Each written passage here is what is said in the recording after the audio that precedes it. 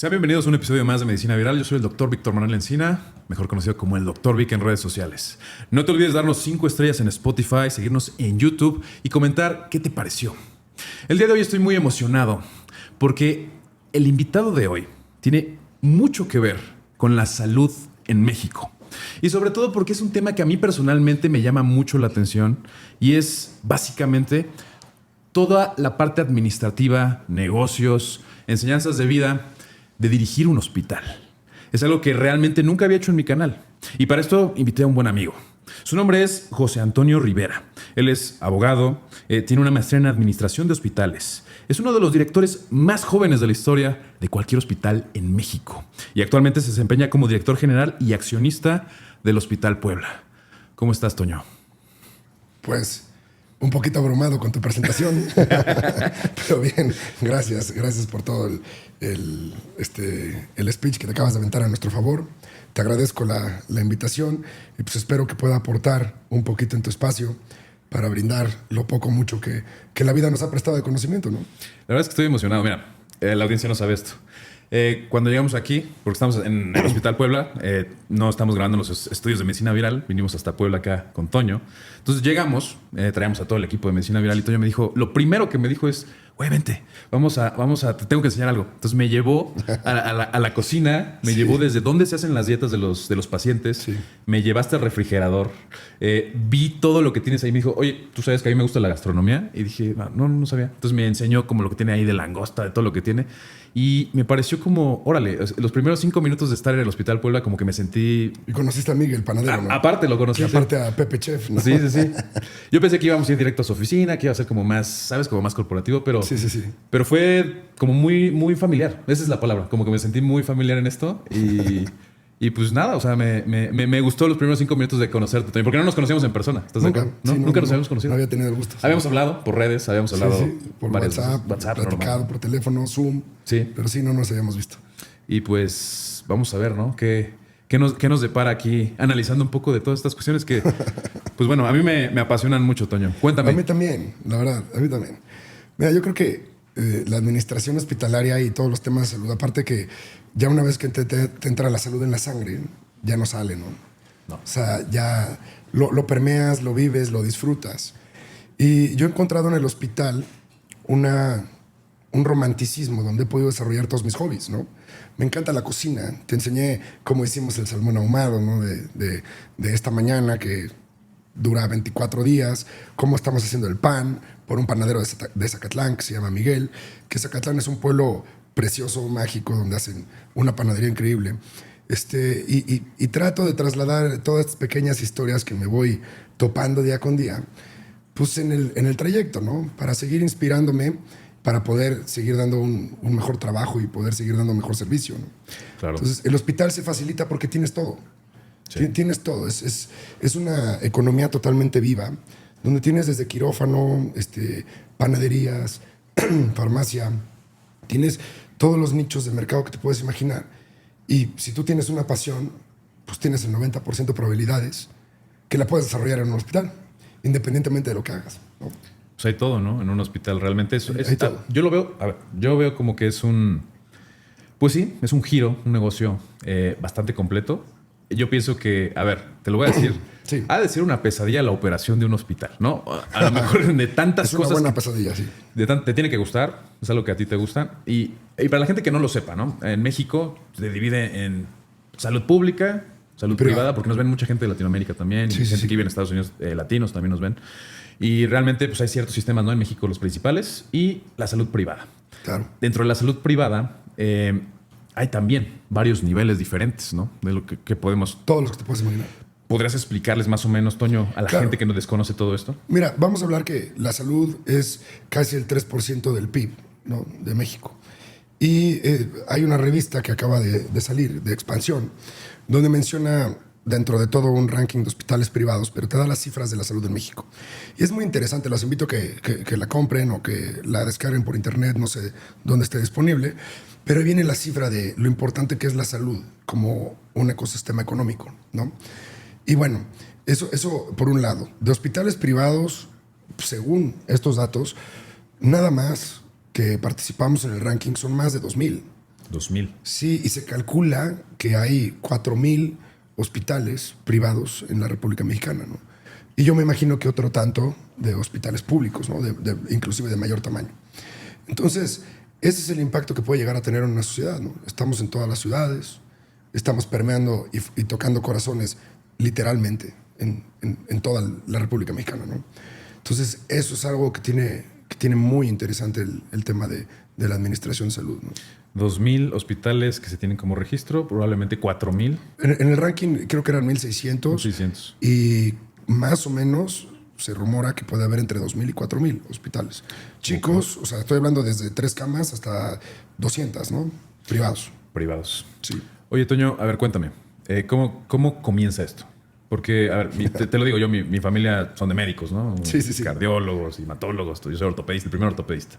Pero me imagino que toda esta parte del Hospital Puebla, Sí. ¿cuándo comenzó? Para ti. Ah. Cuéntame más o menos, para que la gente te entienda. Sí.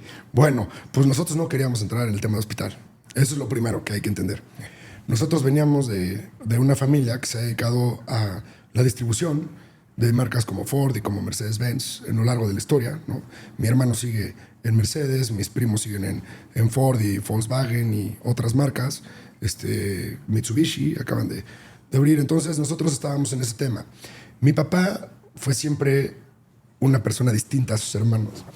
Y nosotros venimos del norte de Puebla, de Tezutlán con Veracruz, que está colindando con Martínez de la Torre. Entonces mi papá siempre fue de rancho. Y teníamos un rancho porcicultor y avicultor. Entonces eso era nuestro corazón del negocio. En el 2006 aproximadamente nos busca una cadena de hospitales.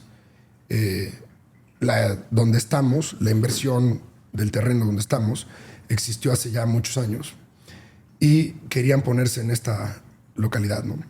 Entonces, mi jefe, literalmente, se asocia con 2 personas y construye el edificio. Y posteriormente, esta cadena no iba a cumplir con la calidad, ¿no? Mi papá lleva trabajando, pues hoy tiene 68 años, lleva trabajando 40 a lo mejor, ¿no? O poquito más. Entonces, trabajó mucho en hacerse de un hombre digno, de respeto. ¿Cómo se llama tu papá? Miguel Ángel Rivera. Miguel Ángel, sí. Okay. Es gran persona y ahora sí que es a quien le debo todo lo que he aprendido, ¿no? Ojalá y sea mucho. Entonces, él, respetando su nombre y poniéndolo en primer plano, decide ya no seguir y continuar con esta cadena de hospitales, ¿no? Pero tampoco estábamos yendo muy bien en el tema porcicultor y avicultor. Una empresa grande, no te voy a mentir, de buen tamaño, ¿no? Pero que, como tú sabes, o no sepan la audiencia, el precio del pollo y el precio del cerdo son temas de canasta básica, sí, que son precios nacionales. Entonces, cuando se cae el precio, puede ser abajo de tu costo. Entonces, tú tienes que seguir vendiendo, porque si no, no recuperas nada. Entonces, fue muy difícil, ¿no? Estar ahí en la agricultura y la avicultura. Y tomó la decisión de vender la empresa a un grupo grande, ¿no? Que no lo puedo platicar mucho, y toma la decisión de arrancar el proyecto de hospital sin saber nada, ¿no? ¿Qué fue a ver, suena completamente diferente, son 2 áreas completamente diferentes. Totalmente. Y, a ver, ¿qué fue lo que lo impulsó? Igual de complejas, Vic, porque sí, la avicultura, tú acuérdate que, o sea, ahorita que está famoso lo de fiebre aviar y todo eso, sí. Si se te contagia un pollito, Valió. por caseta hay 25,000, ¿no? Entonces, sí es muy delicado el manejar eso, son estándares muy estrictos.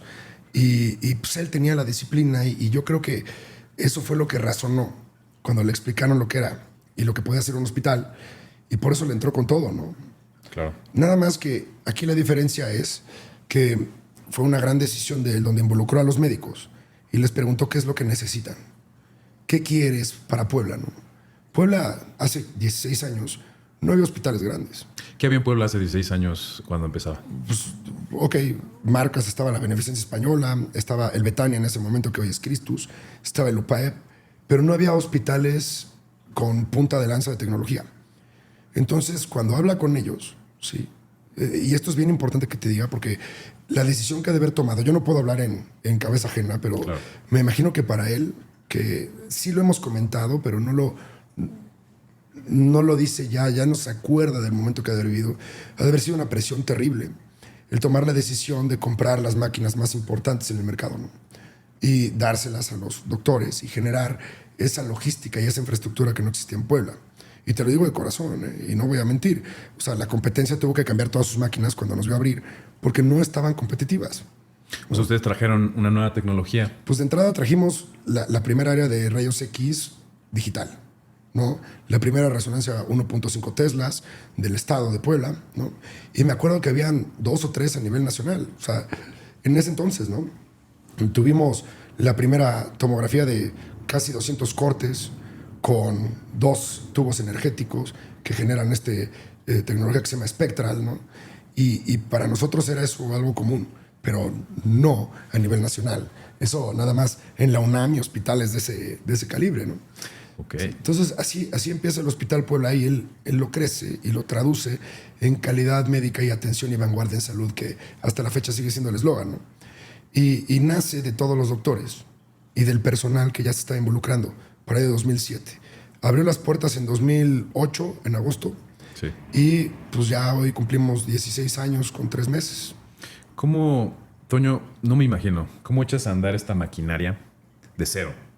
¿Cómo empiezas un hospital sin a lo mejor tener los conocimientos previos de, las certificaciones, los equipos, la parte médica?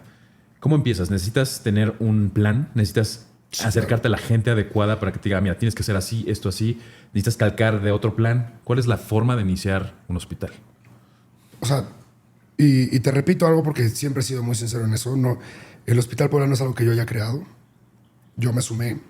Si abrió en el 2008, yo entré en el 2010, ¿no? Y ya llevo 10 años de director general, otros 3 años de estar pasando por áreas.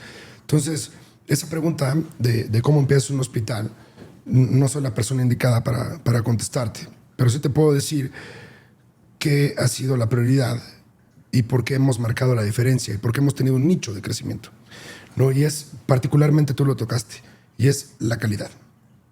La calidad desde su talento hasta la calidad de certificaciones, ¿no? Y viene de la mano y es un círculo que va creciendo. Ahorita que mencionabas, al yo ser abogado, entendí un poquito las normas de los hospitales, pero la administración para mí era un tabú. Si no, lo desconocía y vaya, son cosas que sigo aprendiendo hasta la fecha porque un hospital se sigue moviendo y es padrísimo, ¿no? Pero algo muy interesante es que yo siempre fui muy creyente de nuestra Constitución, ¿no? De la Carta Magna, todas las leyes orgánicas y cómo se escalafona todo un país y cómo tú lo organizas a través, ¿sí?, de 137, 139 o en Estados Unidos 27, 29 amendments, ¿no? Entonces, a mí eso me llamaba mucho la atención. Entonces, lo que nosotros hicimos fue tomar la decisión de enfocarnos en construir una estructura con normas, con calidad, que siga generando esa memoria histórica para seguir capacitando al personal a base de nuestras experiencias. Entonces, eso ha hecho un diferenciador muy importante. Claro. ¿No? Y yo creo que los hospitales, y estoy convencido, que si en un hospital no tienes tú la calidad, estás perdido, ¿no? O sea, no es lo mismo abrir otro tipo de negocios. No es lo mismo como te enseñé hace rato la panadería. O sea, aunque también tienen sus temas, ¿no? Y es de cuidado y tiene su situación, en el hospital tienes la peculiaridad que manejas vidas. Sí. Entonces la seguridad no solamente del paciente. Eso es algo bien importante. Porque todo el mundo habla de la seguridad del paciente y, ok, padrísimo. Sí, pero todos los que trabajamos en un hospital estamos en riesgo. Todos. Desde el cirujano, el anestesiólogo, las enfermeras, los de limpieza. Todos estamos en riesgo. ¿Por qué? Porque son instituciones enormes. Y si no lo reconoces, tú estás mintiéndote a ti mismo y no hay nada más inseguro que la percepción falsa de la seguridad. Entonces, tienes que entender eso y desarrollar estos criterios para tratar de garantizar lo más posible la seguridad de todos los que nos movemos aquí, ¿no? Claro.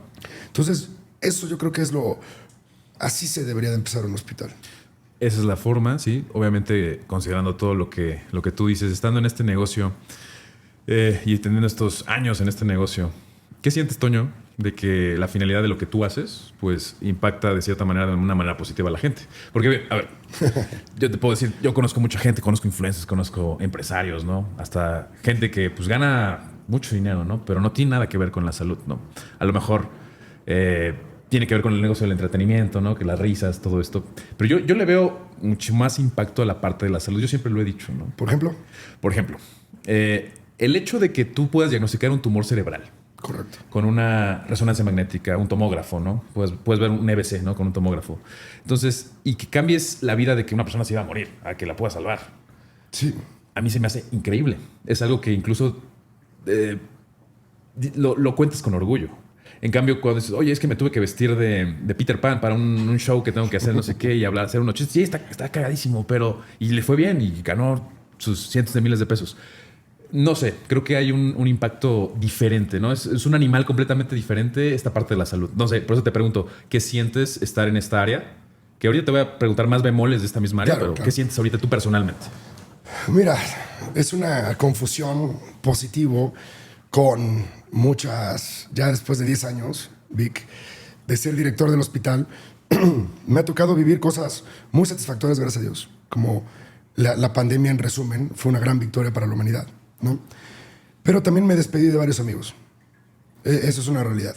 Entonces, te voy a poner un ejemplo de a qué me refiero, porque se nota ahorita en las cámaras. Yo tenía un gran amigo, que su foto está aquí afuera ahorita, la vas a ver, que era ortopedista, ¿no? Y llega un día y me dice, me duele la cabeza. Entonces, lo pasamos a la tomografía, lo pasamos a la resonancia y tuvo un aneurisma. Y para hacerte el cuento corto, se murió en nuestros brazos. En el diagnóstico. Sí, de 5 doctores estábamos ahí, sus mejores amigos, y se nos murió en el área de urgencias. Entonces, sí es una parte que es una gozadera poder salvar la vida a alguien, ¿no? Y no yo directamente, porque soy abogado, pero formar parte del equipo multidisciplinario que lo hace es algo que te tranquiliza y te hace dormir muy bien. Y por otro lado, también, pues aquí falleció mi abuelo, aquí falleció mi abuela, aquí se fue el doctor Bifano, que es el gran amigo que te menciono, y el doctor Bogomolny, ¿no? El papá de Valentín, un gran amigo. Y pues esas cosas sensibilizan y te hacen sentirte cada vez un poquito más humano, ¿no? Hay unos dichos que tú vas en la carrera, tienes 24, 25 años, y te dicen, no escarmientes en cabeza ajena, ¿no? Cuando administras un hospital, sí. Cuando administras un hospital, y te lo digo para hacerlo sensible, porque todas las personas que trabajan en la salud necesitan que alguien se sincere a esto, ¿no? O sea, sí es muy bonito, pero sí tienes que tener unas bases sólidas. Claro. Y un cariño en tu persona tremendo. Y te tienes que enfocar en lo que tú dices. Qué padre ver una resonancia magnética, ¿no? Y la gente escucha que es una resonancia, pero no sabe lo que es. No tienen una idea de lo que hay adentro de una máquina de esas que vale aproximadamente 1 o 2 millones de dólares dependiendo de la que compres, ¿no? Ahorita la barata de estar en 1.300, por decirte algo. Cuando estás hablando que es un imán que genera 16,000 veces el campo magnético de la Tierra, que es lo único que nos separa del universo y de la Tierra en un esteroide, y lo puedes tener 16,000 veces más fuerte adentro de una caja, ¿sí? Que está compuesta por cristal, por aluminio, por Kevlar, por lo que tú quieras, ¿no? Por plomo. Y este imán está viendo cómo fluye la sangre por cada una de tus venas, hacia tu cerebro, hacia tu corazón, cómo se expanden y se contraen los músculos, ¿no? Y cómo estás diagnosticando el tejido blando, porque es muy diferente al tejido duro, como un hueso, ¿no? Cómo estás diagnosticando el tejido blanco y cómo se ilumina un cerebro. Y luego, aparte de eso, le pones un cartigram. ¿Has visto lo que es un cartigram? Que son todas las conexiones neuronales de un cerebro con diferentes colores para que cuando te quitan un tumor sepa el neurólogo en el cerebro de cada quien por dónde cortar sin hacer un daño o minimizar el riesgo de hacer un daño en tu cerebro. Eso es un milagro, cabrón. Eso es una resonancia magnética. Entonces, cuando tú me dices, ¿qué sientes cuando trabajas en esto y ves esto? Pues privilegiado. Y me encantaría gritarlo a 5 vientos, ¿no? Y decir, oigan, vean lo que hay en el mundo, ¿no? No solamente en Hospital Puebla. O sea, esto ya existe y es una realidad. Y el poder jugar, porque es la realidad, jugar con estos juguetotes en el cerebro humano es una belleza. Uf. Y ahorita que viene la inteligencia artificial, cuando te acabo de platicar lo que hacen estas máquinas y tú les metas un poquito de inteligencia, imagínate lo que no van a poder diagnosticar solitas, ¿no? No lo pude haber explicado mejor. Me gustó mucho lo que dijiste. Había tenido clases de radiología, ¿sabes? Y lo vemos más técnico. Y imágenes divino. Está increíble. Y creo que tienes razón. En eso no. Ahorita estaba haciendo como una introspección y decía, mira, nunca le había visto esa parte tan filosófica. Porque estás acostumbrado, ¿no? Sí, justamente. Sí. Y sí, creo que estoy de acuerdo contigo, completamente de acuerdo contigo. Y sí, por eso estás aquí. Ya entendí por qué estás aquí ahora, ¿no? Fue un resultado.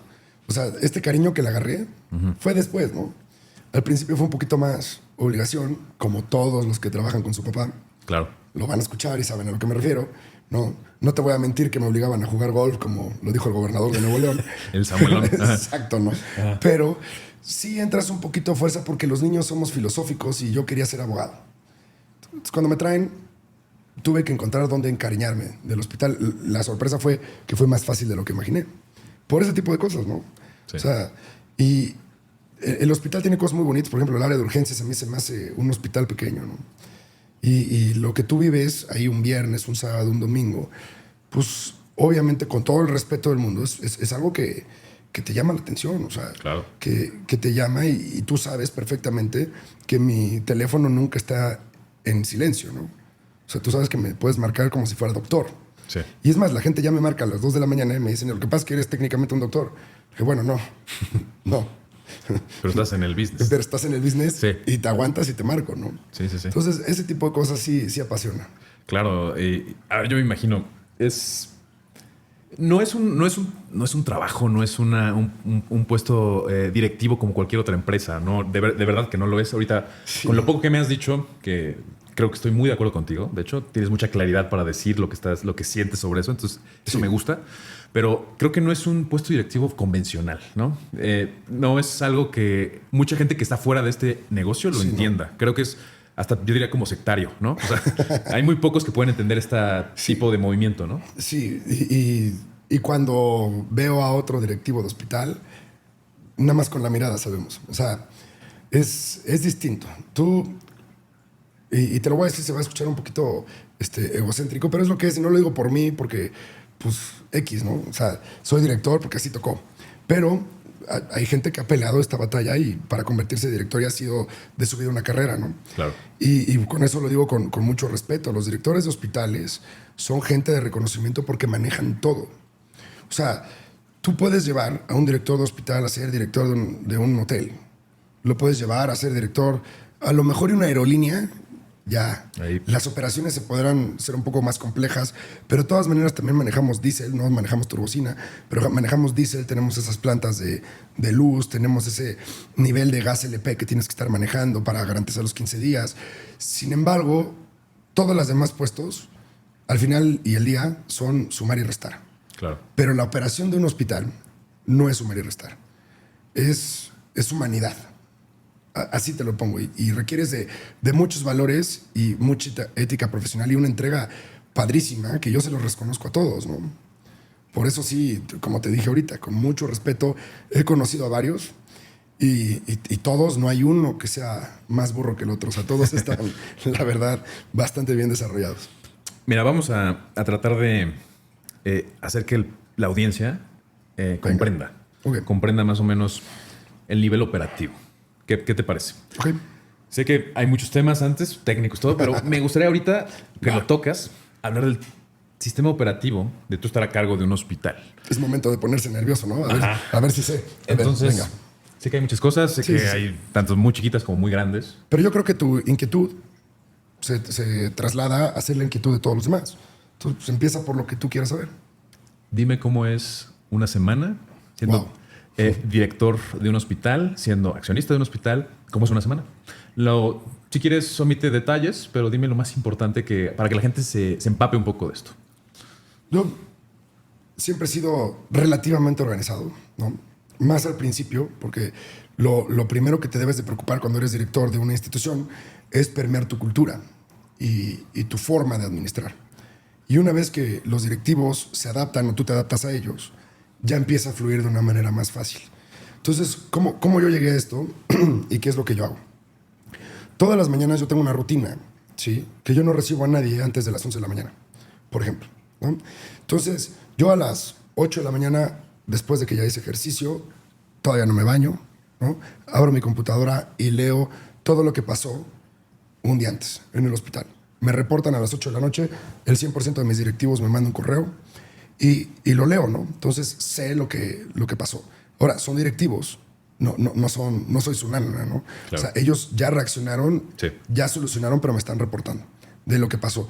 Y si necesitaban algo, pues me tuvieron que haber marcado. Entonces, a las 8 de la mañana yo ya sé lo que pasó, ¿sí? De ahí me baño porque para mí la regadera es el lugar donde hay más inspiración. Intento llegar entre 9:30 y 10 de la mañana. Sería una mentira si te dijera otras cosas. Y esa hora, hasta las 11 de la mañana, la utilizo para inspiración personal. Dos cosas. Una, ¿qué proyecto tengo en mente? ¿No? Si voy a desarrollar la segunda torre, si voy a comprar esto, si voy a desarrollar el banco de sangre, si voy a desarrollar el laboratorio clínico, etcétera. Lo que traigo en la mente lo echo y me echo a andar solito. Y hago una estructura de pensamientos, ¿no? Enfocado siempre en 100% en el resultado. A las 11 de la mañana ya empiezo a recibir gente. ¿Y por qué no la recibo antes? Esa es una gran pregunta. Porque si tú metes en tu tiempo de inspiración los problemas de alguien más, ya te arrastraron al día. Entonces, tú como director general tienes que entender que no eres el operador. Tú eres el estratega, ¿sí? Y si estás operando, la estás regando. Si tú no te estás inspirando, entonces ¿quién? ¿Quién está desarrollando estas nuevas estrategias para ser más competitivo, para traer nuevas tecnologías? O sea, si dejas que te arrastre el día, ahora sí que camarón que se duerme, ¿no? Te vas a hacer una operación que no te corresponde. Exacto. Y te quedas ahí, ¿no? Yo no sé dónde lo escuché, pero esto es algo que a mí no se me ocurrió. Entonces yo empecé a las 11 de la mañana y aquí está Renata, no me va a dejar mentir. Yo no recibo nadie antes de las 11 de la mañana, por más que intenten, ¿eh? Y si es una urgencia, también hay una regla de oro que es no conviertas una llamada de lo que pueda ser un mensaje y no hagas de una reunión de lo que puede ser una llamada. De acuerdo. ¿Sí? acuerdo. No vamos a perder tiempo. O sea, en esta oficina trabajamos y trabajamos de pie y no nos sentamos y trato de hacerlo lo más corto a 30, 40 minutos para que dé el tiempo de hacer todo. Independientemente, como director general, yo no soy el director médico. Claro. Y yo no soy médico. Entonces, eso me ha ayudado mucho a que se hagan responsables de su tema, ¿no? Y aparte, te voy a decir, lo que tiene de resultado cuando tú sabes delegar, ¿sí? Y no es que seas un huevón, ¿no? Es que realmente delegas a personas que están realmente capacitadas. Y cuando tú delegas, les das importancia a su puesto. Hoy hay un tema que es el problema más grande económico, yo creo, a nivel nacional, y que nadie se ha dado cuenta. Y se le llama turismo laboral. La gente ya no está comprometida, cabrón. Entonces vienen, trabajan 2, 3 años y se van. 2, 3 años en una empresa de 450 personas es el 30%. En 2 años cambias el 100% de tu población. ¿Cuánto cuesta eso en capacitación? Es una trampa de oso que ningún administrador está viendo. ¿Sí me explicó? ¿Cómo previenes? ¿Qué es lo que necesita tu generación, Vic? Tú me dices que eres del 92, ¿no? 92, sí. ¿Y tú qué quieres sentirte? Mira, me impresionó eso que dices porque sí creo que sea muy real que nada más... Pero ¿cómo te quieres sentir en un trabajo? Feliz. Y para ser feliz, ¿qué necesitas? Mira, Sentirte útil, ¿no? sí. Entonces, ¿te puedes sentir útil si no te delegan? Si no puedes manejar tu estrategia, si no puedes desenvolver tu cabeza. No. Entonces, el delegar es lo más importante y estás echando un salvavidas a tu institución. No a ti. A ti te deja inspirar, pero a los demás también. ¿Cuántos forman parte de tu equipo de... Directos, 450. Ok. Hoy. Sí. Y de las En el cabezas, hospital. tu mastermind, así de la gente que está alrededor tuyo, ¿quiénes son los principales? No digas nombres, solo qué números, Sí, cuántos son. no, sí, digo nombres. Está el director de finanzas, que es Rubén, que lleva con nosotros, inclusive trabajó en el rancho de pollitos y cerdos que te digo, lleva conmigo 25 años. Está Pepe Chef, que ya lo conociste, José Barrientos empezó conmigo, él era Chef C y me encantó cómo manejaba los indicadores y le convertí en Chef A y después se convirtió en el jefe de nutrición y de todo el área de hotelería. Está Benjamín, que es el área de operaciones, Marisela, que se lleva grandes aplausos del área de calidad, y está Patti, que es la que maneja toda la dirección de enfermería. Está Marisol, que maneja la dirección de experiencia del paciente, y Yusef, que es el subdirector Médicos, si se me olvidó alguien, pues una disculpa, pero yo creo que son todos. Okay. Y son los que tú ves que mi sala de juntas no está muy grande, ahí está todo tu equipo, pero son 6, 7 lugares y cabemos aquí, ¿no? Fíjate qué importante, ¿no? La estructura. 7 personas clave, Claro. ¿no? Para que funcionen las cosas como deben funcionar y como han funcionado. Autónomos. Y evolucionar, ¿no? También Claro. en conjunto, ¿no? Porque las cosas cambian, ¿no? También. Sí, sí, sí.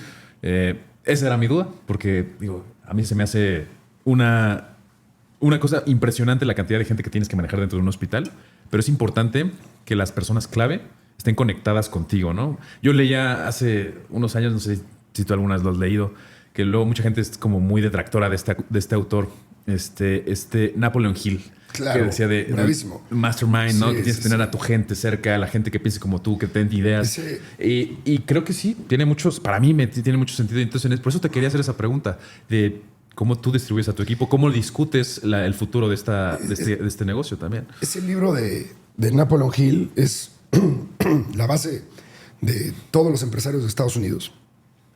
Se llama, híjole, ¿cómo se llama?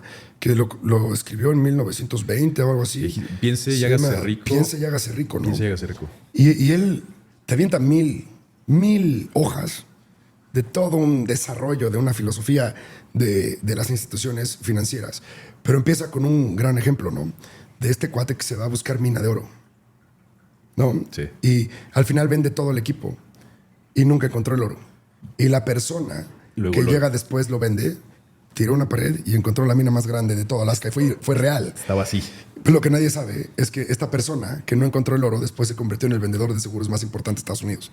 Se convirtió en multimillonario. Y entonces por eso Napoleon Hill escribe el libro. Entonces la perseverancia es la valentía que él marca, que es lo que necesita todo empresario, ¿no? Cómo tienes que tener resiliencia, levantarte, solucionar problemas. Es un librazo ese. Por eso hice ese paréntesis, porque es brutal. Sí, y por eso lo quería traer a esta... Ya hasta se me olvidó tu pregunta.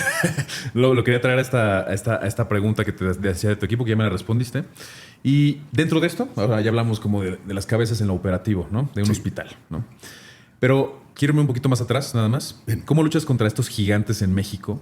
Porque son gigantes, algunos. Son grupos, ¿no? Son grupos de, Sí. de hospitales Grandes. grandes, ¿no? Que muchos tratan como de emular ciertos hospitales de Estados Unidos o varias cosas, ¿no? Y que ya conocemos sus nombres, ¿no? Conocemos sus nombres, sabemos que ¿qué podrá ser? ¿Tres cadenas principales, a lo mejor? Sí, ¿Podríamos hombre, decir? 4. Como 6. 6 cadenas, Sí. ¿no? Todo en el área metropolitana, Puebla, Ciudad de México, Sí, sí, sí. Morelos, todo esto, Ahorita Guadalajara. los estoy recontando en mi cabeza. mientras Más o menos, estás- sabemos los Sí, players, como a 6. quién nos referimos. ¿Qué tan difícil es ponerse no es pelear porque no estás compitiendo Sí, sí, sí. directamente, pero están ahí. Están Claro. Y te a voltean los lados, te ven. Y te voltean la canoa, ¿no? Ajá. Sí. Hablan de ti también. Entonces, Ojalá. Ahorita debe de estar alguien preguntándole, ¿no? Al dueño de la cadena más importante, oye, ¿y cómo peleas contra Toño? Así. seguramente, No, hombre. y te voy a No, decir, seguramente mira. lo van a ver, ¿eh? Lo están viendo ahorita, ¿eh? Cuando tienes 27 años, ¿no? Y llegas a ser director del hospital, lo primero que te llama es la competitividad y estas empresas tan monstruosas que son gigantes, ¿no? Sí. De las industrias, ¿no? Y obviamente sientes esa, ¿cómo te puedo decir? Preocupación de día a día constante. Pero ya una vez que creces y maduras tantito y empiezas a llegar a los 35, ya llevas 10 años ahí, que todavía sigo siendo muy chamaco, entiendes que el sol sale para todos. Y que si tú te enfocas en tu competencia, estás perdiendo el tiempo. Eso es O sea, muy cierto, muy hay que cierto. buscar que la competencia se enfoque en ti. Entonces, si tú te das cuenta, en Hospital Puebla siempre he dicho, somos distintos, ¿no? Por ejemplo, el jueves me los llevé a African Safari a todos los doctores, ¿no? En camiones de Estrella Roja que nos apoyó el gran Rodrigo, que es a todo dar, y nos los llevamos, y la idea era remontarlos de esas veces que te llevaban en la escuela, ya sabes, de chiquito, y te llevaban con la maestra y te la pasabas a toda maíz y hacías relajo en el camión. Entonces, cuando llego a African Safari, lo primero que me dicen es cómo se les ocurrió. Y nadie ha hecho esto, ¿no? Y es algo tan absurdo como un evento del Día del Médico y hacer ese festejo y rifar un coche y hacer todo lo que tú quieras. Pero la clave está en no ver qué es lo que está haciendo tu competencia. Estás perdiendo un error. Claro, tienes que ser consciente de qué es lo que están haciendo y cómo se están moviendo, ¿sí? Pero no tienes que desarrollar tu estrategia de mercadotecnia, porque lo dice muy bien Grant Cardone en el libro de 10X. Si tú te enfocas a competir, no estás innovando. Y tú, para poder dominar el mercado, tienes que innovar. Y para poder innovar, tienes que despegarte de tu competencia. No hay más. Entonces, no veas tu competencia, aprende de ellos, pero haz lo que tú quieres hacer. Innova en lo que tú quieres hacer. Habla las tonterías que quieres hablar. Y al final del día, equivócate rápido y modifica tu estructura, ¿no? Sí, simplemente ir con la corriente y tú ir creando tu camino, ¿no? Sí. Que me imagino que a través de los años, pues cada cadena de hospital, cada cosa que las instituciones, los negocios de salud han ido revolucionando las cosas. Te voy a preguntar esto. ¿Tú qué sientes que aquí se ha revolucionado a nivel nacional? ¿Tú qué dices? Mira, nosotros hicimos esto y después nos copiaron. Nosotros tuvimos esto, costó trabajo. Cuéntame. Pues mira, te podría decir un mundo de filosofía, ¿no? Y de mentiras. Pero la realidad es que los hospitales tienen su propio latir, ¿no? Y tienen su propia vocación. Que a lo mejor y no es la que tú quieres. En el tema de hospital, Puebla, es que nos empezamos a desarrollar en temas neurocirujanos, urológicos, ortopedia y cardiovascular. Esas fueron las 4 lanzas que desde que empezó, Y fuimos comprando equipos y fuimos obviamente construyendo el parque y viendo para irnos adaptando a todo eso. ¿A qué nos llevó esto? Que hoy somos el gabinete más importante de cardiología a nivel nacional. Estamos arriba de todos los hospitales de cambios de válvula aórtica sin cirugía, por ejemplo, ¿no? Fuimos puro intervencionismo. Puro intervencionismo. En válvula aórtica sin cirugía. Sí, sí. En torácico también estamos muy desarrollados, pero nada como lo traemos en intervencionismo. Tú sabes bien quiénes son las personas que están atrás del proyecto. Claro. Y, por ejemplo, en ortopedia también. O sea, hemos realizado muchas cosas que podría ser muy específico, pero pues ni lo vamos a comprender y ni nos interesa llegar a tanto detalle. Y en tema urológico es algo brutal, ¿no? O sea, nos ha dado la oportunidad de colocarnos por eso en el top 7 a nivel nacional como hospitales privados en México. Y 4º año consecutivo el mejor hospital de Puebla y del centro y sur del país. O sea, entre el centro y el sur hay en el ranking nacional más de 12 lugares de distancia. Entonces, o sea, y ya estamos arriba de hospitales grandísimos de Nuevo León y de la Ciudad de México. Entonces, eso es lo que ha llevado este tipo de voluntades, ¿no? Voluntades inciertas, voluntades que son lo que los doctores digan y manden. Y estábamos hablando ahorita del box, ¿no? Habíamos visto una pelea, Bueno, de ayer. malísima. Malísima pelea. Malísima. Pero divertido, ¿eh? Estuvo divertido. Sí. Y se me vino a la mente, ¿no? Que en el box tienes que estar siempre con la guardia arriba y lanzando putazos. Más vale, ¿no? Más Sí, vale, claro. ¿no? Siempre porque pues, los puntos y todo. Y esto, por eso te lo digo, ¿no? Sí. Para llegar a las certificaciones, para llegar a innovar, para llegar a tener los primeros lugares, no es como, pues nada más lo compro y ya. No, es que hay que trabajarlo todos los días, ¿no? Claro. Y ahorita que dijiste fue tus palabras, lanzando putazos. Entonces, tú lanzas madrazos, pero lanzas madrazos con guante blanco, ¿no? O sea, ¿cómo?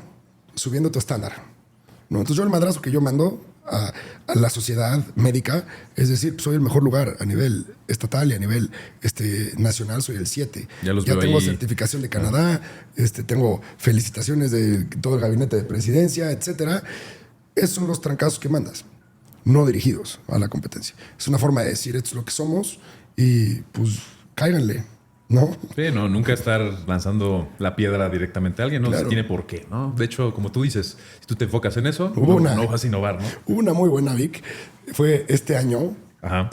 También parece egocentrismo, pero es que así es, güey. O sea, la verdad es que cuando haces las cosas bien y tu equipo lo hace bien, pues los reflejos son, la verdad, bastante benéficos. Y este año nos llegó la invitación a participar para ISO 7101-2023, por ejemplo. Entonces, ¿pero qué necesitabas ser de ISO? En este mismo escritorio, pero estaba abajo, en el lobby, y era de cristal, no era de cuarzo. Estaba platicando con Marisela de calidad y me dice, oye, ¿cómo ves? Vamos a cambiar la filosofía institucional, vamos a cambiar la visión. Le digo, ok. Entonces nos juntamos todos y decidimos ponernos como meta que para 2021 teníamos que ser el hospital con más certificaciones internacionales de la región, ¿no? Centro-Sur de México. Entonces, bueno, eso nos llevó a competir en ISO 9001-2015, que fuimos de los pocos hospitales que se inscribieron y metimos el 100% de las áreas, desde hasta hemodiálisis, ¿no? Y te digo hemodiálisis porque es un área que normalmente se les olvida a los demás, pero nosotros la traíamos incluidísima con ISO 9001 2015.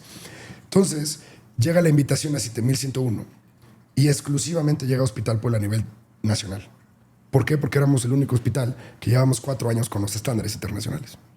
Entonces, ahora sí que lo solicitamos, vinieron, nos auditaron, estándares muy elevados, muy complejos, el primero en su especialidad de hospital, y salimos con 98 de calificación.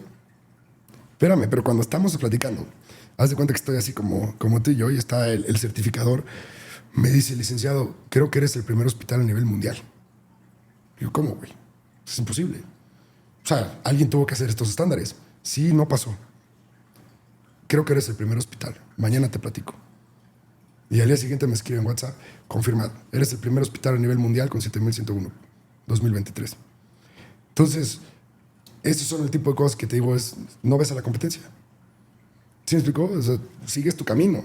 Y pues, yo la aposté a ISO y hoy, gracias a Dios, es un arbolote que está cubriendo y respaldando la institución. Sí, literalmente, para que la gente lo entienda, es un estándar de calidad, ¿no? Es un estándar de calidad que cumple certificaciones que cualquier hospital debería tener, ¿no? A nivel mundial. Sí. Debería, ¿no? El estándar de calidad se escucha fácil, pero está padrísimo verlo de esta forma. Es un círculo, ¿no? Se llama círculo de mejora continua. Entonces, tú implementas, capacitas, ¿no? Y operas. De ahí salen errores y vuelves a mejorar, vuelves a capacitar y vuelves a implementar. Entonces, así vas modificando la institución. Entonces, estos organismos de calidad, en cómo tú lo implementas en una institución, es lo más importante, es el latir de la institución. Porque tú no puedes capacitar con una política o un procedimiento que no estaba funcionando. No, y si no lo vas modificando, eso es lo que va a hacer. Va a llegar gente nueva y lo vas a mal capacitar. ¿Sí me explicó? Sí. Entonces, este círculo de mejora continua es lo que Norma hizo, en pocas palabras. Excelente. Pues ya, para que la gente lo entienda. Oye, Sí. ahora voy a bajarme un poco el nivel en la cuestión de la parte administrativa, la parte de todo esto. Y para el público en general, la gente cómo se da cuenta que es un buen hospital. Tú como paciente, ¿cómo me doy cuenta que es un buen hospital, Toño? O sea, tú eres un director del hospital, dime, Sí. ¿cómo me doy cuenta que el hospital donde me van a operar, me van a quitar la vesícula, es un buen hospital? ¿Hay claves, banderas que tienes que fijarte para Sí. saber si es un buen hospital? Sí, por supuesto. Por supuesto. O sea, y es un consejo personal, ¿no? O sea, de José Antonio, ¿no? Quitando los otros títulos. Pero yo lo que te puedo aconsejar para tú poder ir a un hospital es que tienes que reconocer que tiene que tener certificaciones internacionales. Nacionales mínimo. Y lo más importante, que los doctores que participan en este hospital cuenten y ostenten las especialidades que tienen. Por ejemplo, publiqué ayer un pequeño video, ¿no? Te dije, ahí en cédulasprofesionales.c.gov.mx viene exactamente qué cédula de especialidad puede llegar a tener el doctor. Entonces, sí los tienes que buscar. ¿Por qué? México es un país que está en constante crecimiento, ¿no? Y conforme más crece la población, pues empieza a haber más gente no óptima, ¿no? Para tratarte y para tratar tus males. Empieza a haber gente engañosa y te tienes que empezar a proteger de ellos, ¿no? Entonces, esto pasa en todos los países y tienes que garantizarte a ti mismo Claro. que minimizar riesgos, ¿no? Que de por sí la medicina siempre lleva un riesgo implícito. Sí. Siempre, ¿no? Pero, pues, lo tienes que minimizar sabiendo y acortando estas estrechas, ¿no? Entonces, yo te diría eso. Certificaciones del hospital, que tenga sus licencias en orden y que los doctores ostenten y tengan las cédulas que planean ser. Sí, y creo que últimamente, por muchos temas, ¿no? México es fuera de los hospitales que están certificados y eso, ahí como es tierra de nadie, ¿no? Como tú dices, hay gente que se ostenta como otras especialidades que no son. Y hay gente que confía, ¿no? La confianza O es que muy... inventa especialidades. Inventan especialidades. Y la confianza es muy importante, ¿no? Sobre Claro. todo en esto porque es tu vida. Entonces, yo más que la gente diga, más que confiar, checa, ¿no? Claro, Fact check. revisa. O sea, todo eso y es más seguro, ¿no?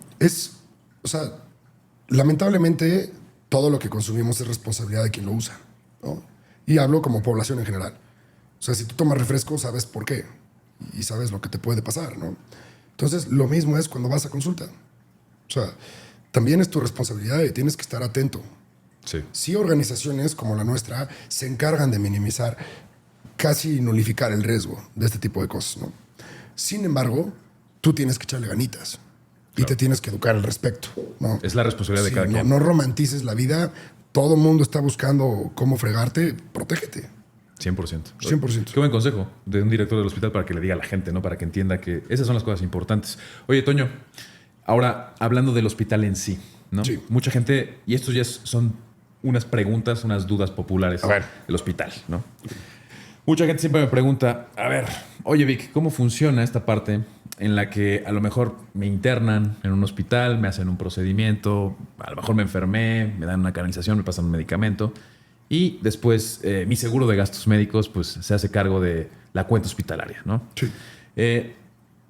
Realmente no es un proceso tan fácil, ¿no? Son muchas cosas que tienen que pasar, ¿no? Para que una aseguradora tenga, me imagino que tiene que tener un convenio contigo, con tu hospital. Sí. Tiene que saber que ustedes tienen los medios y aparte, el uso de, ya sea de material que ustedes utilizan, el capital humano también, ¿no? Porque eso también cuesta. Entonces, ¿puedes explicarles más o menos cómo es toda esta parte en la que simplemente un internamiento con un procedimiento y un alta, ¿qué involucra dentro de un hospital? Híjole, sí, es un gran tema, porque todos los casos en la salud son distintos, ¿no? O sea, si tú vienes por accidente, entraste por urgencias y técnicamente la mayoría no pagas deducible, entonces ya pasas mucho más rápido, ¿ok? Y cuando vienes programado para una cirugía, pues ya traes la carta de autorización, ¿sí? Hay gente que se queda en el limbo, que no tiene ni una ni otra, ¿no? Entonces, nosotros tenemos un área específica de atención a pacientes asegurados, donde tú llegas con tu carta, la puedes mandar 2, 3, 5, 6 días antes y te hacemos todo tu trámite. Sí, para que cuando llegues ya estés preregistrado, ya estés totalmente calendarizado, pues si vas a tener quirófano o si va a ser un tema de clínica, pues te internas, estás ahí 3 días y sales y ya está todo previamente autorizado. Y para minimizar la molestia. Claro. Pero para que eso funcione normalmente sin aviso, se involucran alrededor de 15 personas. 15 en personas. un proceso. Sí. En solo ese proceso. Sí, claro, totalmente. Es una locura. Sí, porque aparte hay comunicación y tengo que estar mandando cómo va evolucionando tu cuenta, ¿no? Entonces, oye, ya la van va autorizando tanto. por cortes, exacto. Pero no a ti, sino a la aseguradora. Entonces, es una conversación que desde que tú entras no se acaba ni cuando sales. O sea, tú sales y 30 días después yo sigo conversando de ti con la aseguradora. ¿Cómo crees? Te lo juro. Entonces, yo tengo convenios, hay pagos a 30, 35, a veces tardan 60, dependiendo la empresa y los momentos que vaya pasando, ¿no? Pero así es. O sea, tú te internas, estás 3 días y yo trabajé 90. Oye, eso de las tras bambalinas no me lo sabía, ¿eh? O sea, Sí. por eso te lo preguntaba, porque es... Sí, nadie me ha preguntado eso. Sí. O sea, son un proceso de días de comunicación con las aseguradoras. Sí, claro. Entonces tú tienes que tener comunicación con los de las aseguradoras. 100%. Ya los conoces. Los Claro. conoces completamente. Totalmente. Tienen que estar ahí. Sí, nos conocemos, ellos en su postura y nosotros en la nuestra y pues dialogamos, ¿no? Y es siempre con la mejor relación, con Sí, todas, ¿no? por supuesto. Sí. Ahora, en el tema también económico, en generalidades, la gente me pregunta, oye Vic, ¿por qué en ciertos hospitales privados una torunda que cuesta en farmacias, no sé, X, ¿no? Benavides, Sí. Guadalajara, que cuesta tanto, en el hospital me la están cobrando 2, 3 veces? Sé que es variable, pero ¿por qué a veces la gente... Quiero que la gente entienda por qué hay un costo adicional dentro de un hospital en una atención médica y por qué podría parecer que es un poco más caro. Que a veces no lo es, pero ¿por qué podría parecer eso, Toño? Pues mira, sí. Hay detrás del costo de una torunda, hay detrás muchas cosas, ¿no? Ya habíamos hablado alguna vez de eso. Te lo voy a platicar muy sencillo, hoy va a ser polémico mi comentario, pero si tú llegas y te compras un ribeye en la carnicería, te cuesta 300 pesos, ¿no? Pero si vas a la estancia y te pides un bife de chorizo, que es el mismo producto, pues te puede llegar a costar inclusive el doble, ¿no? Sí. Ahora, esto es en temas de transformación de la materia de la cocina. En transformación de la materia de la medicina, ¿sí? No es un ribeye lo que estoy manejando. ¿Sí? No complejo. Es un tema que, aparte de que puede ser perecedero, ¿sí? Tiene mucho más complejo que es todo el área de farmacovigilancia. Y no quiero decir que se vaya al doble. No, normalmente le pones un margen que sea en atención, pero sí no te va a costar igual que una farmacia porque tienes una infraestructura. Ahora, por ejemplo, te van a cambiar la rodilla, ¿no? Y necesitas una prótesis. Esa prótesis puede llegar a valer, no sé, 30, 50, 60, dependiendo de la marca. En este tipo de hospitales, en nuestro hospital, no dejo que entren productos que no sé de dónde vienen. Entonces tienen trazabilidad completa. ¿Sí? Trazabilidad completa que sé qué fábrica la hizo y cuándo. Viene con su sello de esterilización o utiliza mis áreas de esterilización, que también es un tema.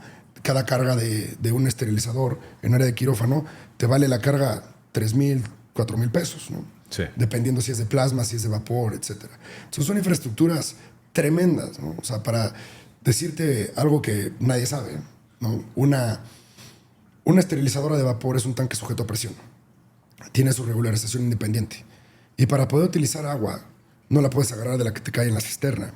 La tienes que lavar y la tienes que clorar y la tienes que pulir para que llegue y no vaya a ser un desastre en el tanque sujeto a presión que puede explotar porque llega a temperaturas de 300, 400 Fahrenheit, ¿no? Entonces, todo este tipo de cosas es una infraestructura brutal.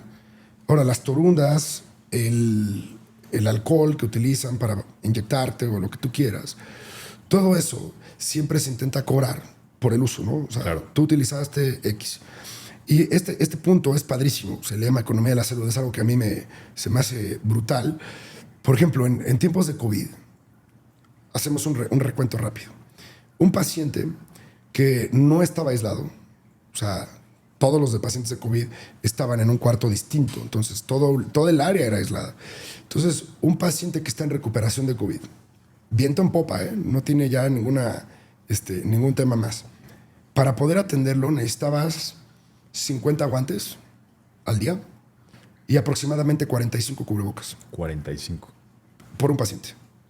Para todo el personal de enfermería, médicos. Cada persona que entra, limpieza. No pueden salir con su cubreboca y entrar con otro paciente. Tenías que deshacerlo para no cruzar los bichos, porque acuérdate que había cepas distintas. Sí. Entonces, este tipo de cosas, pues sí, evidentemente se utilizan por ti y hay que pagarlas. Yo estuve internado de COVID. No, a mí me pasó y lo tuve que pagar. Claro. ¿No? Y pues es lo que es. Es un tema delicado, pero tienen que entender lo que hay. Ahora, tú sales de la habitación y esa limpieza en la infraestructura era algo brutal. Eran con máquinas de vapor, con luces UV, cosas impactantes, ¿no? Para que pueda llegar otro paciente y no ponerlo en riesgo de los bichos que traía el pasado. ¿Sí? Todo es para el bien del paciente. Todo es para el bien del paciente, del nuevo, ¿no? O sea, llega un momento en que tú estás adentro, ¿no? Sí. Pero tenemos que respetar también al que viene después de ti. Entonces, eso es lo que pasa. Por eso las cosas pueden parecer así. Y hay muchos gastos implícitos que no das por hecho. Por ejemplo, todo el personal de atención se les hace raspado de manos para verificar que se laven las manos, que no tengan bacterias de casa, los uniformes, todo eso. Y eso pues no se traslada en la cuenta. No. Son gastos implícitos que al final del día son gastos operativos que pues sí se puede llegar o no a trasladar dependiendo qué tema particular va en la cuenta de cada quien. Claro, justificado y por una razón. Toño, hablabas del autoclave, hablabas de varias cosas para esterilización. Yo quiero hablar de quirófano, donde me la paso gran parte del tiempo, ¿no? Eres ortopedista, ¿no? Soy ortopedista, entonces ahí operamos fracturas. Lo que más me gusta es columna. Okay. Entonces, pues a ver, yo lo que veo son las salas de quirófano, donde operamos y todo, pero el quirófano es más grande que eso. El quirófano consta de varias áreas, ¿no? Sí. ¿Qué tan difícil es llevar quirófanos en un hospital que funcionen adecuadamente y que no haya ningún problema? O dime, ¿hay problemas? ¿Qué tan polémico quieres que sea este video? Lo que tú quieras. Hijo, man. A ver, hay que hacer conciencia, ¿no? Y hay que batallar siempre para la desinformación y procurar darles la información correcta. ¿Tú sabías que en un quirófano tu probabilidad de muerte puede ser más por estar electrocutado que por alguna reacción a la anestesia? No sabía eso. ¿Electrocutado? Sí, pero no estoy hablando del paciente. Ah, del médico. Entonces, ¿cómo empieza la administración de un quirófano? Empieza por los pisos y las paredes. ¿Cómo aíslas la tierra? ¿Sí? Para que no vaya a ocasionar una descarga eléctrica que de repente ese fe se vuelva loca y te manda un trancazo y se vaya a quedar ahí el médico y el paciente. Entonces tienes que aislarlo. Entonces, es un poquito más complejo de lo que te imaginaste la respuesta. Veo tus ojos, no lo sabías. Entonces, ese tipo de riesgos es lo que administras en un quirófano. A ver, todos hemos entrado a quirófano. O sea, a mí me han operado, tú que eres ortopedista, llevo 2 clavículas, llevo un bypass gástrico, tengo 2 hernias, en fin, ¿no? Pero por eso es muy importante que el dicho siguiente siempre se cumpla. Tú tienes que operar un hospital a sabiendas que vas a ser usuario. Claro. No, Sí. o sea, entonces con esa conciencia lo tienes que tratar. Porque los riesgos de un quirófano son muchísimos y muchos que no conoces. Entonces, ¿qué me encargo yo como administrador? De tener esa infraestructura donde tú estés 100% seguro y tu paciente. ¿Sí me explicó? Que independientemente de una descarga, de una falla de luz, de, itinerancia en el servicio eléctrico, siga operando y tú no te des cuenta. ¿Sí me explicó? Y que si vas a utilizar un electrocauterio o alta energía, que esté 100% controlado y que estés conectado a línea vida y que esté con colchones de eléctricos, ¿no? Y que las cargas estén perfectamente bien balanceadas. Sí, no, hay toda la infraestructura, ingeniería civil, todo lo que tienes que tener de... O sea, el quirófano es enorme. O sea, podemos platicar 100 horas de quirófano. Hasta ¿no? todo lo que entra, ¿no? De proveedores de afuera hacia adentro. Eso es lo más fácil. Imagínate, yo pensé que era como lo más laborioso, ¿no? No, porque viene, o sea, todo lo que viene a este tipo de instituciones, ¿no? Que estamos en la Vía Tlaxcala, por ejemplo, como estamos muy a la vista, siempre son productos, en su mayoría, que vienen perfectamente bien trazados. No se esconden. O sea, yo lo escaneo y sé en qué fábrica se hizo, dónde vino, en qué barco y cuánto llegó a México, si está o no está esterilizado, vienen con sus sellos. Todo eso tiene temas de imagen donde tú lo puedes palpar y lo puedes ver. Sí. Entonces, eso facilita la operación. Lo complejo de la calidad, cuando tú vas a un hospital que no está certificado, puede llegar a ser lo que el director no sabe que yo sí sé. ¿Sí me explicó? Como te acabo de decir, Sí. el tema de quirófano. Híjole. O sea, es inmenso, lo entiendo, es un área, no lo voy a decir conflictiva, pero es un área que está en movimiento completamente todos los días, ¿no? Tú imagínate esto, y está padrísimo porque el otro día estaba platicando con un cuate, que te dije que fuimos a la India, él es fisioterapeuta, ¿no? Entre otras cosas, va a abrir su clínica muy fregona, y estábamos platicando su clínica de fisio, ¿no? Y estábamos platicando y me decía, es que tú tienes que hacer tierra todos los días. Todos los días tienes que tocar pasto, aunque sea 5 minutos, para regular tu electromagnetismo de tu cuerpo. Son de las cosas que hablan los güeyes que van a la India, ¿no? Claro. Entonces, pues cuando me dices eso, digo, tienes toda la razón. ¿Sabes cómo medimos, por ejemplo, la conectividad eléctrica en un quirófano? Pues pones los 2 polos con un regulador y lo pones en el piso y se ve la aguja si sube o baja. Lo mismo pasa cuando estás en un jardín. Tú lo pones y sube, ¿no? Entonces ves que la electricidad de la Tierra efectivamente sí hace una conducción con tu cuerpo. Entonces, bueno, quería hacer ese paréntesis porque se me hizo sí. muy padre el ejemplo que me dio. Y total, me obligó a ir 25 minutos a la semana a un jardín. Yo vivo en departamento. Sí. Y pues hago lo que puedo, ¿no? A veces intento. Claro. Sí, hay que estar muy, o sea, con los pies en la tierra, ¿no? O sea, literalmente. Literalmente. Oye, Toño, y ahora sé que la industria hotelera es muy diferente a la industria hospitalaria, pero de cierta manera se parecen, porque tú tienes que darles un cuarto, tienes que darles acomodar amenidades también. Sí, alimentos, cama. Room service. Room service, tienes que hacer las habitaciones y de cierta manera pues creo que se parecen e incluso creo que es un poco más complicado, ¿no? Tener habitaciones hospitalarias. Cuéntame. No es lo mismo. Cuéntame cómo es esa parte del negocio. Se parecen en teoría. Ajá. ¿No? Es verdad, parece una infraestructura similar, pero diferencia de todas las particularidades que tiene un hospital. O sea, es muy importante saber que un hospital no hay que tenerle miedo. Si está bien llevado, ahí sabes perfectamente que son conscientes y que al momento que tienen conciencia del riesgo lo minimizan. Sí. No hay problema cuando no son conscientes. Entonces, en un hotel no son conscientes de lo que puede pasar en una habitación y en el hospital sí. Entonces, esas regulaciones que norman a una habitación de hospital son totalmente diferentes. El higiene es totalmente diferente, los materiales son totalmente diferentes, el tipo de sábana, el tipo de higiene, el tipo de regadera, el tipo de agua, otra vez, 3 horas, ¿no? O sea, todo cambia.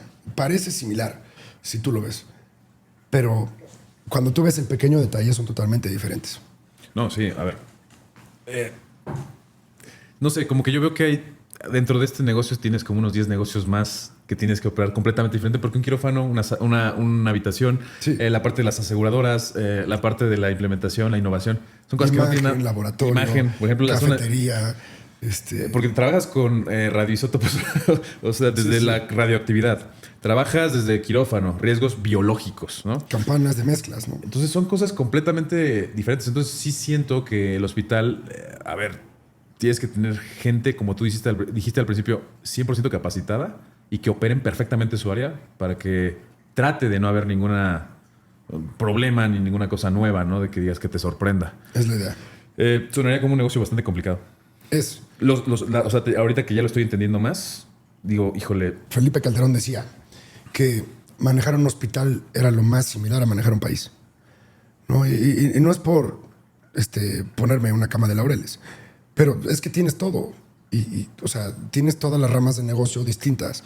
Tienes diferentes almacenes, desde alimentos hasta medicamentos, medicamentos controlados, anestésicos. Entonces se convierte en una complejidad bastante, ¿no? Y sin contar en la logística que necesitas. Sí, o sea, claro. es muy común que de repente me encuentre un cuate, ¿no? Y me diga, oye, te quiero vender frutas y verduras. Está bien, pero ahí te van mis requerimientos. No se ponen a pensar en eso. ¿Qué necesito para comprarte fruta y verdura? Necesito que vengan en congelados, con cámaras de refrigeración en tu camioneta, ver de dónde vienen, ver el tipo de esterilizaciones que le metieron, etcétera, etcétera, etcétera, etcétera, ¿no? Sí, sonará, a ver, tú cuando me lo estás contando así, dices, híjole, qué enfadoso estar revisando cada cosa, pero es por el bien. Son procesos que del tienes paciente. ya pautados. Sí, claro. Oye, lidiar con médicos y el ego de los médicos es difícil.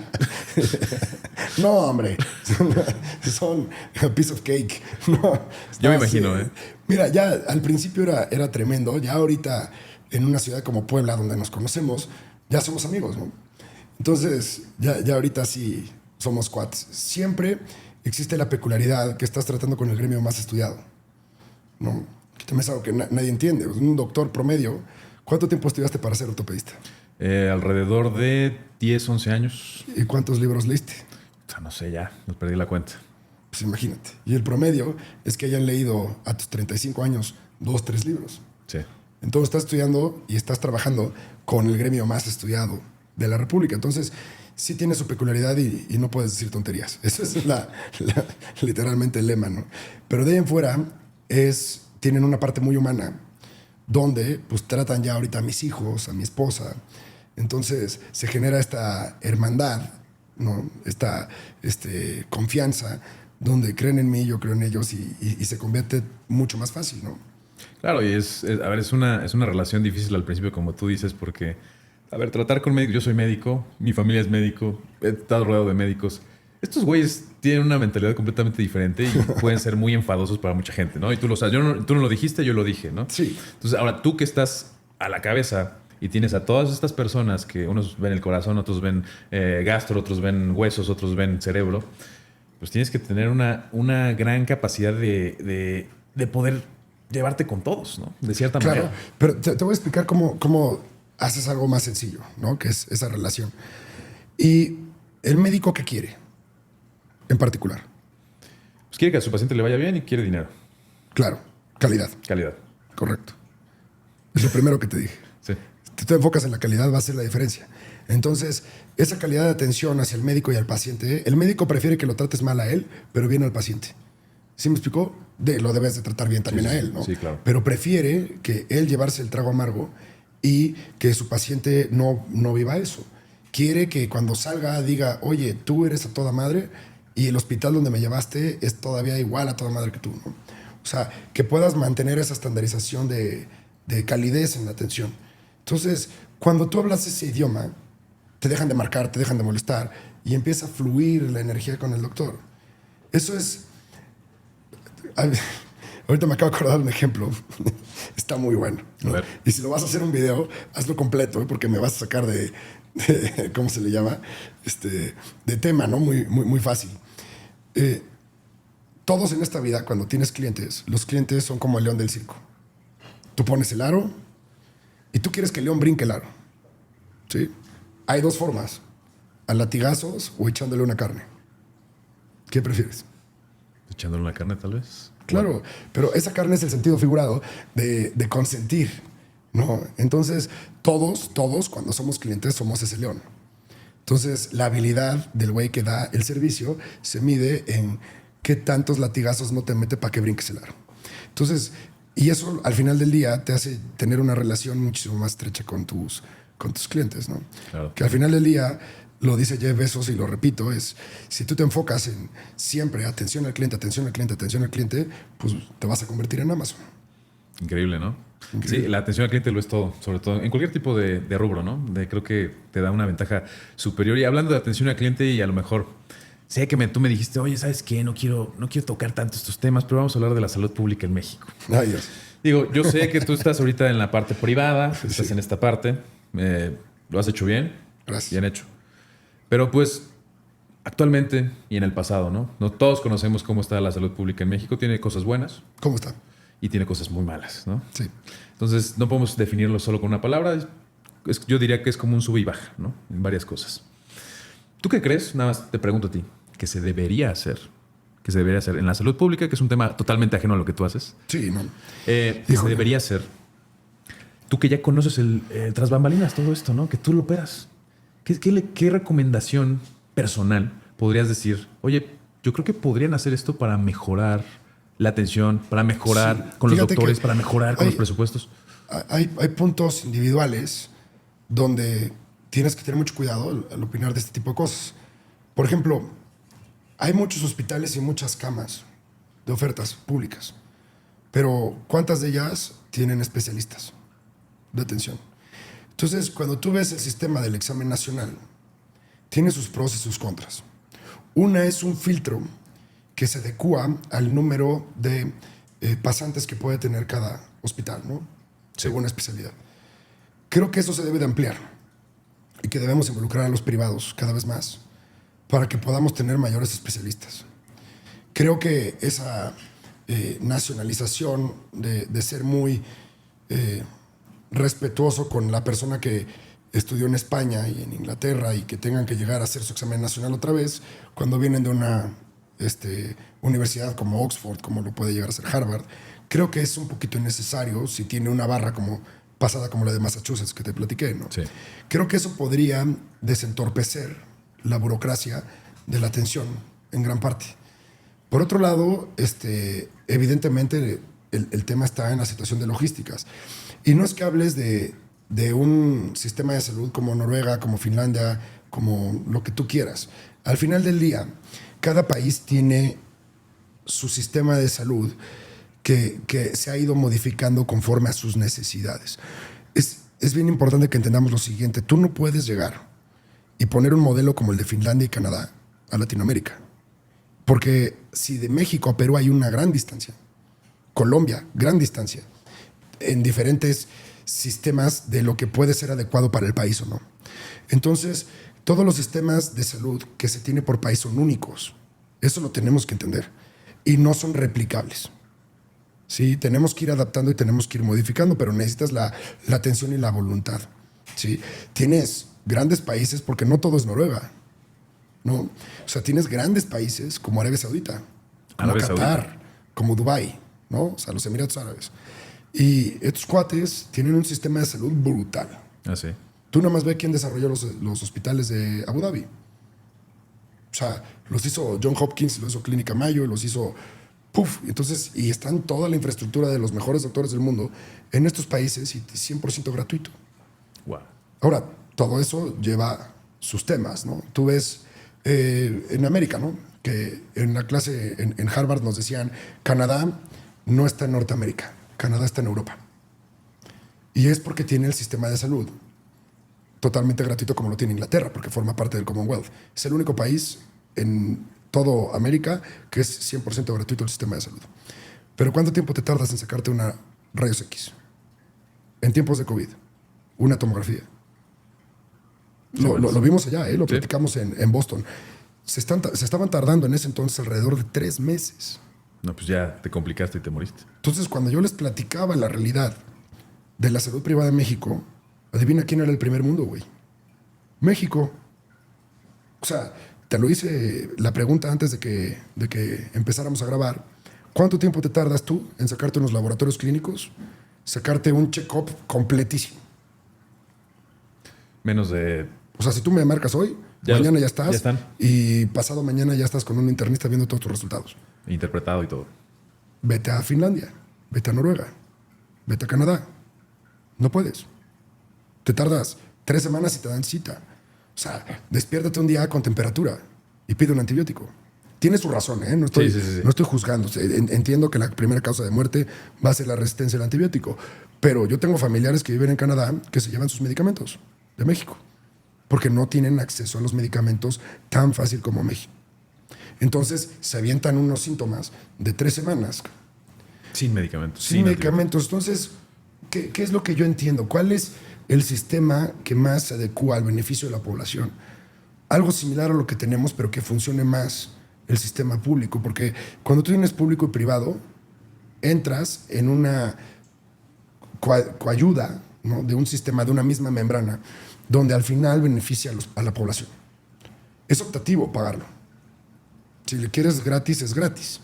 Si no, vas al privado. Pero tener esa opción es lo que cuenta. Es lo que hace la diferencia, por ejemplo, que ayudaría a Canadá, ¿no? Digo, no, tú no lo dijiste, lo voy a decir. Entonces, ¿tú crees que debería el gobierno a lo mejor llevar más de la mano con los sistemas privados para que la salud de la población, la salud y los resultados y todo lo que conlleva todas estas enfermedades crónico-degenerativas, pudiéramos resolverlo más fácil con la iniciativa privada en la parte médica? Sí. Es que ya lo hace, sabemos que ya lo hace, pero todavía más. Lo vimos en la pandemia y existió un convenio que se llama Hospitales por México. Ahí viste, Sí. Ese regalo que nos dio Marcelo Ebrard fue por eso, ¿no? Es un cuadrito de plata muy bonito, donde fue la colaboración de instituciones privadas con las públicas para poder solventar el problema de la pandemia. El sistema de salud es uno, sea público o privado, es uno. No cambia. Y es un tema de seguridad nacional. Claro. Entonces, sí tenemos que estar de la mano. Mucho más de lo que estamos ya. Pues no sé qué tan más se puede, pero estamos ahorita en gran coordinación. Por ejemplo, ahorita que no tenemos el Hospital Alejandro, Sí. ¿no? San Alejandro, Puebla está desbocando ciertas cirugías en nuestro hospital, claro, y otras en otros hospitales privados. Entonces, sí funcionamos en conjunto. Claro. ¿No? Nos suplimos, nos complementamos y nos echamos la mano. Entonces, hoy en día es una realidad. Yo creo que eso es el modelo que debe de persistir y debemos de crecer. O sea, y te digo, no sé, tampoco soy una persona tan creativa para eso y no puedo decirle al gobernador qué hacer, ¿no? Pero creo que sí podemos colaborar mucho más. Las puertas están abiertas y no hablo por mí, hablo por todos los directores de salud privada. Creo que todos queremos colaborar más. Sí, y eso es lo principal. Mira, te voy a contar, alguna vez me invitaron a una reunión ahí que hacían gente de hospitales, una persona que ya falleció, que se apellida Potes. Claro, Javier. Uy, gran amigo. Entonces luchador de la salud. Sí, estaban hablando de todo lo del COVID. Yo estaba ahí, a mí me invitaron nada más para estar ahí. Y me preguntaban por la parte de redes y todo eso. Increíble. Y estábamos hablando, me acuerdo mucho algo que dijo él. Yo lo conocí ahí, ¿no? Sí. Ya había hablado con él por algunas cuestiones. Estaban hablando del COVID y dijo, en el COVID es el ejemplo perfecto de cómo la medicina privada y la medicina pública pudo ser una conjunción por lo que tú dices, ¿no? Es un problema de seguridad nacional. Realmente. Y aparte... Y no me había caído el 20 y ahorita que lo dijiste, dije, sí, es cierto. También Javier Botes lo dijo.